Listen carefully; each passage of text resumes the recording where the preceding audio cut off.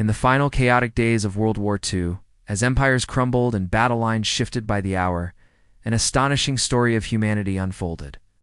This isn't a story of a great battle, but of a great rescue. In April 1945, a train sat abandoned on a railway track near the German village of Farsleben. But this was no ordinary train. Crammed into its suffocating cattle cars were over 2,500 Jewish prisoners. A human flood dispatched from the Bergen-Belsen concentration camp and simply left to perish. For days they had been trapped, starving, sick, and stripped of all hope. But on April 13th, a rumbling of American tanks shattered the silence. Soldiers from the 743rd Tank Battalion were stunned by what they found.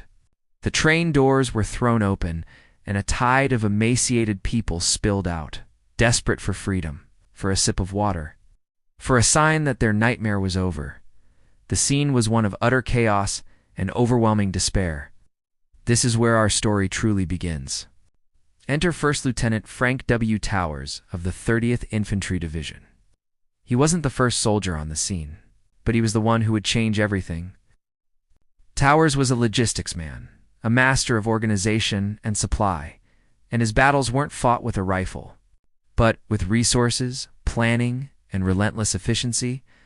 He saw the chaos as a logistics challenge that had to be solved, and fast.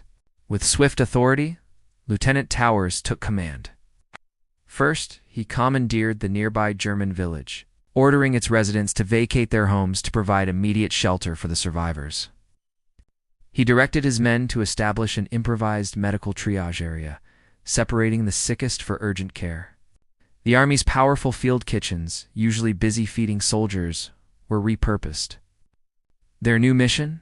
To prepare massive vats of life-saving broth, a gentle first meal for bodies ravaged by starvation. Who has a story they'd like to tell? Please write us in the comments section. Thanks for watching, and please like and subscribe.